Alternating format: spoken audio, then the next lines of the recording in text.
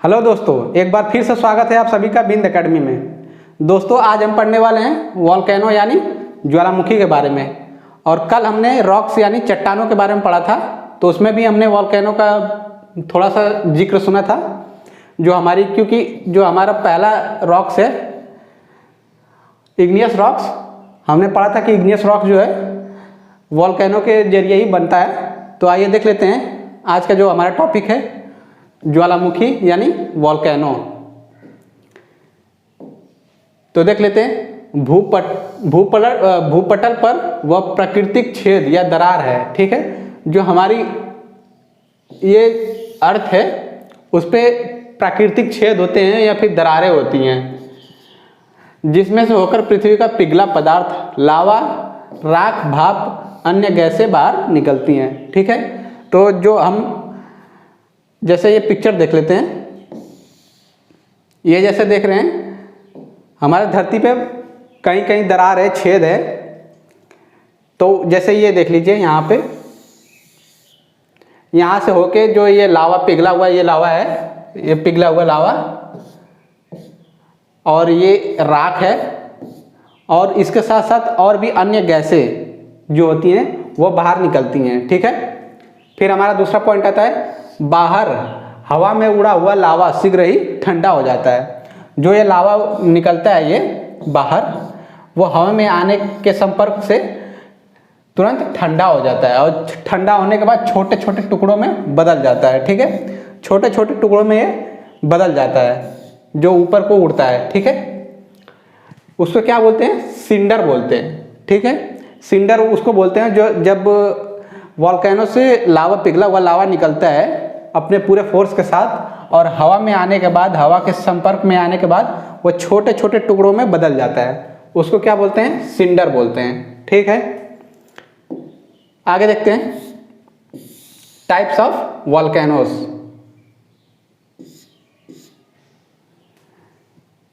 तो types of volcanoes, ठीक है। इसमें पहला टाइप है एक्टिव वॉल्केनो। एक्टिव यानी सक्रिय, ठीक है, सक्रिय ज्वालामुखी। इसमें देख लेते हैं, इसमें अक्सर उद्गार होता रहता है, यानी इसमें बार बार या अक्सर मतलब ज़्यादातर इसमें जो है विस्फोट होता रहता है। वर्तमान समय में विश्व में जो एक्टिव वॉल्केनो है, सक्रिय वॉल्केनो, उनकी संख्या 500 है, ठीक है। जो एक्टिव वॉल्केनो है, सक्रिय ज्वालामुखी, इस समय वर्तमान में उनकी 500 संख्या है, ठीक। जैसे एग्जाम्पल देख लेते हैं, इटाना ज्वालामुखी, ये कहाँ पे है? इटली में है। और दूसरा जो है स्ट्रोम्बोली, ये भी इटली में है। और जो इटाना है ये भूमध्य सागर का प्रकाश स्तंभ भी इसको कहा जाता है, ठीक है। फिर आगे देख लेते हैं, ये देख लीजिए,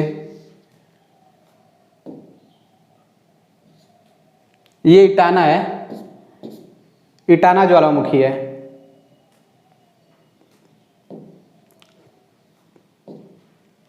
फिर आगे देख लेते हैं दूसरा वॉल्केनो, डोरमेंट वॉल्केनो यानी प्रसुप्त ज्वालामुखी, ठीक। और इसके बारे में देख लेते हैं, इस समय निकट अतीत में, जो इस समय प्रेजेंट में उद्गार नहीं हुआ है, ठीक। इन ज्वालामुखियों में जो है अभी तक जो है कोई विस्फोट नहीं हुआ है, लेकिन इसमें आशंका लगाई जाती है कि कभी भी उद्गार यानी विस्फोट हो सकता है। अभी तक इन ज्वालामुखियों में जो डोरमेंट वॉल्केनो होते हैं उनमें अभी तक विस्फोट नहीं हुआ है, लेकिन आगे वाले समय में उनमें विस्फोट हो सकता है, ठीक। तो उनमें कौन कौन से हैं? एग्जाम्पल देख लेते हैं, विसुवियस ज्वालामुखी। फिर दूसरा है क्राकटोआ, ठीक है। फिर फ्यूजियामा, ये कहाँ पे? जापान में है। मेयन ज्वालामुखी, ये फिलीपींस में है, ठीक है। और ये डोरमेंट का देख लेते हैं, इनमें क्या है कि अभी तक तो विस्फोट नहीं हुआ है, लेकिन आगे विस्फोट हो सकता है। इनमें देखिए हल्की हल्की धुआं निकलता रहता है, जिससे पता चलता है कि ये कभी भी विस्फोट हो सकता है। फिर हमारा तीसरा वॉल्केनो आता है, यानी ज्वालामुखी आता है, यह है एक्सटिंक्ट वॉल्केनो यानी शांत ज्वालामुखी है, ठीक है। तो शांत ज्वालामुखी में क्या है, वैसा ज्वालामुखी जिसमें ऐतिहासिक काल से कोई उद्गार नहीं हुआ है, यानी ऐसा ज्वालामुखी जिसमें अभी तक ऐतिहासिक मतलब बहुत वर्षों से उसमें विस्फोट अभी तक तो नहीं हुआ है और आगे भी चलकर उद्गार नहीं होने की संभावना होती है। ऐसा ज्वालामुखी जो कई समय से, हजारों वर्षों समय से इसमें अभी तक विस्फोट नहीं हुआ है, ठीक है, इसमें अभी तक नहीं हुआ है और ऐसी संभावनाएं लगाई जाती हैं कि आगे भी इसमें विस्फोट नहीं होगा। उसको शांत ज्वालामुखी यानी एक्सटिंक्ट वॉल्केनो कहा जाता है, ठीक है। तो आगे देख लेते हैं वॉल्केनिक इरप्शन, यानी जो हमारे वॉल्केनो है वो कैसे विस्फोट होता है, क्या होता है उसमें volcanic eruption. The pouring out of the magma और मोल्टेन रॉक्स। पोरिंग यानी जो पिघला हुआ ये मैग्मा होता है, मैग्मा पिघला हुआ, और ये मोल्टेन रॉक्स ये उसमें पिघली हुई चट्टानें भी होती हैं। जो लावा और ये मोल्टेन रॉक्स होती हैं वो पोर्स आउट होती हैं, यानी छेद जो होता है वॉल्केनो का उससे बाहर निकलती हैं, ठीक है। Through ground the surface is called volcanic eruption. जो हमारा मैग्मा और लावा और मोल्टेन रॉक्स और गैसेस जो होती हैं, अलग अलग प्रकार की जो गैसेस होती हैं वो सब वॉल्केनो के मुंह से निकलती हैं, तब उसको क्या बोलते हैं, वॉल्केनिक इरप्शन, ठीक है। फिर देख लेते हैं at the time of eruption the magma stems fragments of rocks, dust and gaseous substances are ejected with great force from the under the ground surface through a pipe like passages।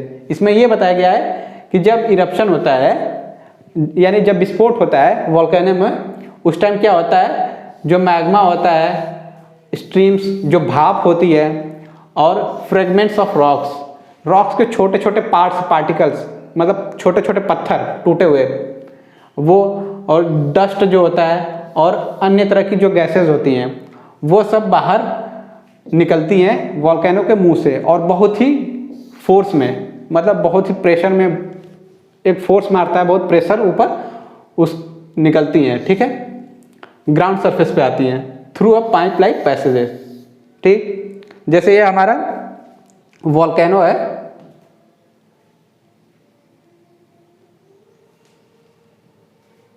ये मान लीजिए हमारा volcano हो गया, ये volcano है, यहाँ पे ये सब पिघला हुआ पदार्थ, मैग्मा, स्ट्रीम्स, गैसेस और ये सब रखी हैं। जब ये मुंह है उसका, ठीक है, वॉल्केनो का, तो यहाँ से जो ये निकलते हैं, ये पिघला हुआ लावा निकल रहा है, साथ में गैसेस निकल रही हैं, अलग अलग छोटे छोटे पार्टिकल्स निकल रहे हैं, रॉक्स के छोटे छोटे कण निकल रहे हैं, ठीक है। वही जो है ये अंदर से ऐसे जब निकलता है वो बहुत ही प्रेशर से निकलता है, और ये पाइप के थ्रू निकलता है, ठीक है। ये जो पाइप है, ये पाइप इसके थ्रू निकलता है,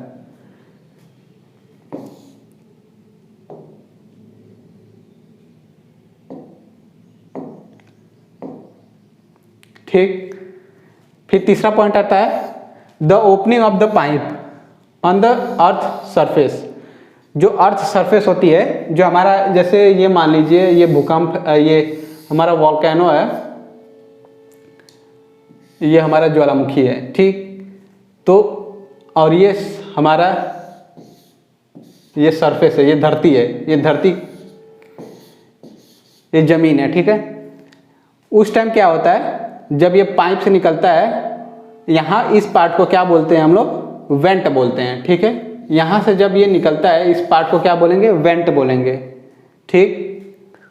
और फिर आगे देख लेते हैं the lava which is thrown into the sky during an eruptions falls to the ground in the form of solid fragments.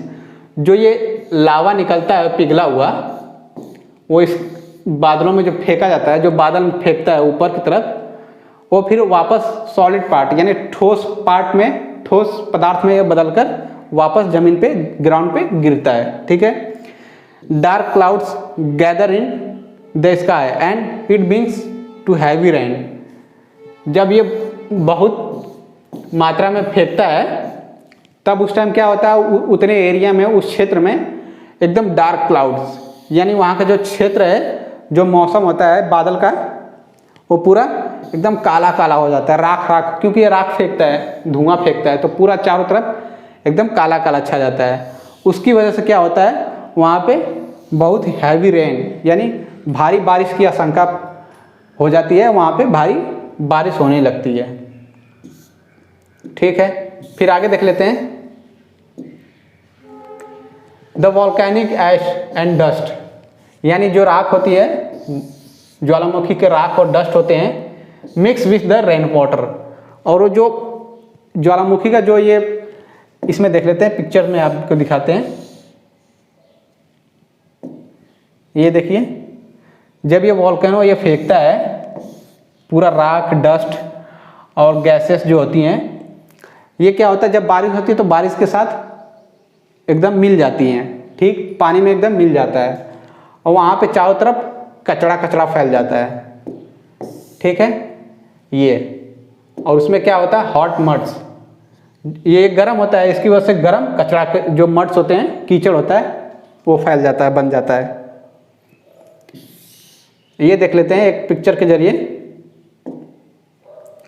तो देखिए, ये हमारा वॉल्केनो है, इतना ये वॉल्केनो है। ये जो क्षेत्र है, ये जो है, यहाँ से हमारा जो है पिघला हुआ लावा है, ज़मीन के नीचे से पिघला हुआ लावा, मैग्मा, लावा और जो हमारी डस्ट हैं और गैसेज हैं, वो सब यहाँ से निकल रही हैं। तो इसको क्या बोलेंगे, इस पार्ट को, ये हम बोलेंगे वेंट। ठीक। और ऊपर जब एकदम मुंह पे होता है, एकदम यहाँ पे मुंह पे जहाँ से निकलता है, वो क्या बोलेंगे, क्रिएटर। ठीक है। ये देखिए, जो पिघला हुआ लावा है सब निकल रहा है यहाँ से, सब ये सब गैसेस जो होती हैं वो निकल रही हैं, और यहाँ पे ये सब क्लाउड्स, ये सब जाके ऊपर आसमान में मिलता है। ठीक। फिर आगे देख लेते हैं टाइप्स ऑफ वॉल्केनिक इरप्शन, यानी कितने प्रकार के वॉल्केनिक इरप्शन होते हैं, यानी जो विस्फोट होता है वॉल्केनिक, वो कितने प्रकार का होता है। तो हमारा पहला है सेंट्रल इरप्शन। ठीक है। सेंट्रल इरप्शन में देख लेते हैं। Central eruption, this type of eruptions is sometimes very explosive. इस तरह के जो इरप्शन होते हैं, विस्फोट होते हैं, सेंट्रल इरप्शन जो होते हैं, कभी कभी बहुत ही एक्सप्लोजिव यानी खतरनाक या बहुत ज़्यादा ब्लास्ट होता है, उसमें विस्फोट होता है। ठीक। Because lava streams, gas, dust, smoke, stone fragments are ejected. ये इसलिए विस्फोट ज़्यादा मात्रा में, ज़्यादा बहुत खतरनाक विस्फोट होता है, क्योंकि उसमें जो है पिघला हुआ लावा, स्ट्रीम्स यानी गैसेस, जो भाप होती है और गैस होती है, और जो डस्ट होता है, और स्मोक यानी जो धुआं होता है, और पत्थर के छोटे छोटे कण होते हैं, वो सब बहुत ही प्रेशर के साथ ऊपर आते हैं, धरती के ऊपर आते हैं, एकदम प्रेशर के साथ ऊपर आते हैं। ठीक है। फ्रॉम ऑन नैरो पाइप, एक पतली पाइप के जरिए, इसके जरिए। ठीक है। यहाँ से ये बहुत ही प्रेशर के साथ, बहुत ही फोर्स के साथ ये ऊपर आते हैं, ऐसे। ठीक है। इस पाइप के जरिए आते हैं। From under the ground with greater, ये ग्राउंड है हमारा, यहाँ से ये पाइप के जरिए आते हैं। ठीक है।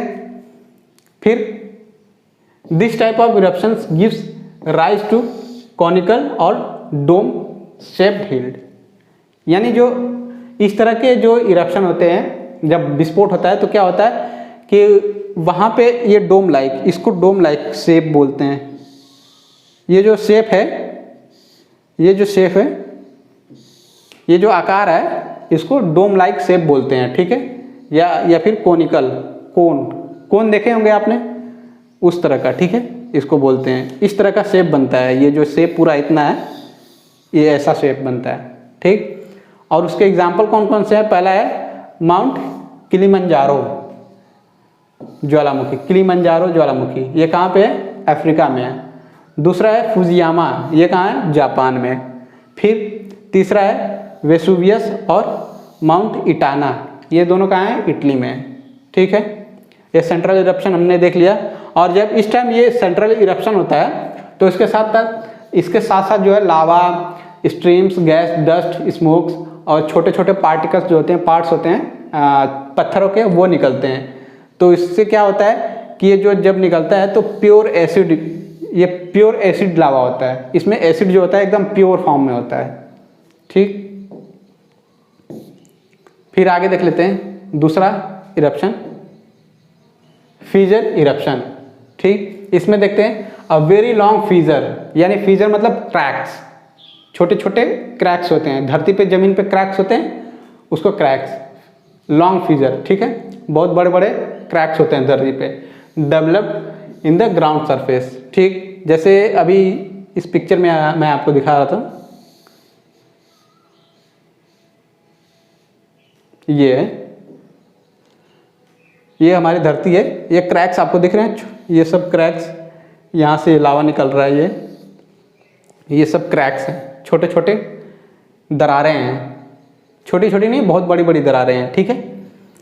तो इनमें से क्या होता है, जो पिघला हुआ लावा होता है वो धीरे धीरे निकलता रहता है, बहुत धीरे धीरे निकलता है, इसमें कोई फोर्स नहीं लगता है, या ना किसी तरह की फोर्स की ज़रूरत होती नहीं है, इसमें धीरे धीरे निकलता रहता है, क्योंकि ये क्रैक्स है, ये छोटे छोटे यहाँ पे ये क्रैक्स दिख रहे हैं आपको, इनमें से हल्के हल्के छोटे थोड़े थोड़े जो हैं लावा पिघला हुआ निकलता रहता है, ठीक।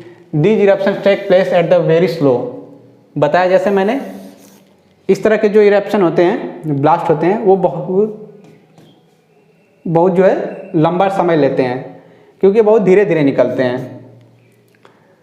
और since this lava is more fluid at spread over a longer distance, जब इस तरह के लावा निकलते हैं, यहाँ से क्रैक्स से निकलते हैं जब इस तरह के लावा, तो ये जो है बहुत दूर तक फैलते हैं, बहुत ज़्यादा क्षेत्र कवर करते हैं, बहुत दूर दूर तक फैल जाते हैं जब इस तरह के लावा निकलते हैं क्रैक के जरिए, फीजर के जरिए, ठीक है। फिर अगला पॉइंट आता है, the lava cools down on the ground over a period of time. कुछ समय बाद क्या होता है, यही लावा जो है, ये पिघला हुआ लावा आप देख रहे हैं,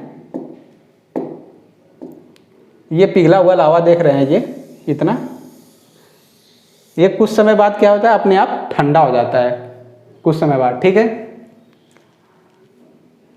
increasing the thickness of the surface that area, और जहाँ जिस एरिया में, जिस क्षेत्र में ये जितना फैला होता है, जितने क्षेत्र में, वहाँ पे ठंडा होने के बाद उस क्षेत्र का जो है मोटापा बढ़ जाता है, क्योंकि ऊपर ये ज़मीन है और इसके ऊपर ये लावा आ गया, ये ठंडा हो जाएगा, तो जाहिर सी बात है इसकी जो थिकनेस है, जो मोटापा है, वो बढ़ जाएगी, ठीक है। बेसाल्ट प्लेटूज, ये बेसाल्ट प्लेटू जो है, मैं आपको आगे चल के पढ़ाऊँगा इसके बारे में, are form due to this eruption. जो बेसाल्ट का प्लेटू है वो ऐसे ही फीजर इरप्शन के द्वारा ही बना हुआ है, ठीक है। तो आपने देख लिया ये फीजर इरप्शन कैसा होता है, छोटे छोटे क्रैक्स होते हैं ज़मीन पे, छोटे नहीं, बड़े बड़े क्रैक्स होते हैं, वहाँ से जो पिघला हुआ लावा निकलता रहता है। आप देख लेते हैं कुछ थोड़ा सा इम्पोर्टेंट पॉइंट और नोट से थोड़ा सा। विश्व का सबसे ऊंचा ज्वालामुखी पर्वत, ये एग्जाम्स में पूछ लेता है, विश्व का जो है सबसे ऊंचा ज्वालामुखी पर्वत कौन सा है, कोटापैक्सी, और ये कहाँ पे है, इक्वाडोर में। इक्वाडोर में इसकी लंबाई क्या है, ऊंचाई क्या है, 19,613 फीट, ठीक। फिर हमारा दूसरा आता है, विश्व की सबसे ऊंचाई पर स्थित सक्रिय ज्वालामुखी, एक्टिव वॉल्केनो, विश्व की सबसे ऊंचाई पे, ठीक। सबसे हाइट पे कौन सा एक्टिव वॉल्केनो, कौन सा है? ओजस डेल, ओजस डेल है। कहाँ पे है? अर्जेंटीना पे। फिर हमारा तीसरा पॉइंट आता है विश्व की सबसे ऊंचाई पर स्थित शांत ज्वालामुखी। ठीक है, वो कौन सा है? एकांकागुआ। ठीक है, और ये इसकी जो हाइट है 6960 मीटर है जो है। ठीक है, फिर अगला आता है ऑस्ट्रेलिया महाद्वीप में एक भी ज्वालामुखी नहीं है। अगर क्वेश्चन में पूछ दे कहाँ पे नहीं एक भी ज्वालामुखी है, तो कहाँ नहीं है? ऑस्ट्रेलिया महाद्वीप में। ठीक है,